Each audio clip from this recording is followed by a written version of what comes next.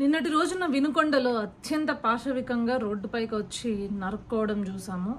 So ప్రాథమిక విచారణలో అది వ్యక్తిగత కారణాల దృష్ట్యా జరిగిందని చెప్పడం జరిగింది. నేరం ఎవరు చేసినా కూటమి ప్రభుత్వం నేరస్తులని ఖచ్చితంగా శిక్షించే తీరుతుంది. కానీ దీనికి రాజకీయ రంగు పులుముతూ రాష్ట్రంలో ఏదో జరిగిపోతుంది అంటూ జగన్ రెడ్డి కేవలం హత్యా రాజకీయాలని ఈరోజు మళ్ళీ ప్రారంభించాడు. జగన్మోహన్ రెడ్డి కబడ్దార్, ఇక్కడ ఉన్నది కూటమి ప్రభుత్వం, వైఎస్ఆర్సీపీ ప్రభుత్వం కాదు. స్వయాన మీ ఎమ్మెల్సీ హత్య చేసేసి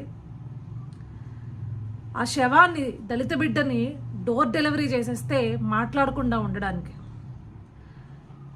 ఇది ఏ పార్టీ వాళ్ళు చేసినా, ఈరోజు మీరు పార్టీల రంగులు, రాజకీయ రంగులు పులుముతున్నారు కాబట్టి మీరు అంటున్న వ్యక్తి ఏ పార్టీకి సంబంధించిన, ఎందుకంటే మనం చూసాం ఆ వ్యక్తి మీ పార్టీకి సంబంధించిన, వినుకొండకు సంబంధించిన నాయకుడితోటి అత్యంత సన్నిహితంగా ఫోటోలు దిగడం మనం చూసాము.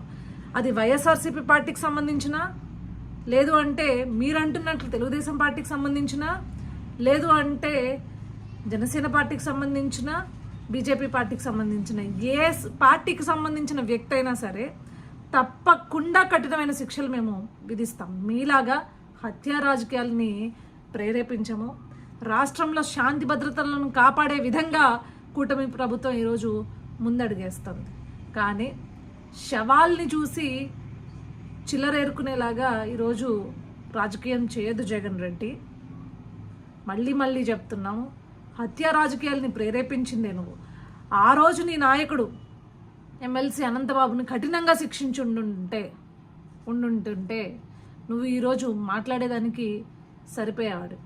కానీ మళ్ళీ మేము చెప్తున్నాము, ఎవరు రాష్ట్రంలో హత్యలు చేసినా, శాంతి భద్రతలకు విఘాతం కలిగించేలా చేసినా, లేదు అంటే అక్రమాలు చేసినా, దౌర్జన్యాలు చేసినా, దోపిడీలు చేసినా ఖచ్చితంగా వాడు ఏ పార్టీ అయినా సరే పార్టీలు చూడకుండా వాళ్ళకి కఠినంగా శిక్షలు వేసే విధంగా ఈరోజు కూటమి ప్రభుత్వం ముందడుగేస్తుంది.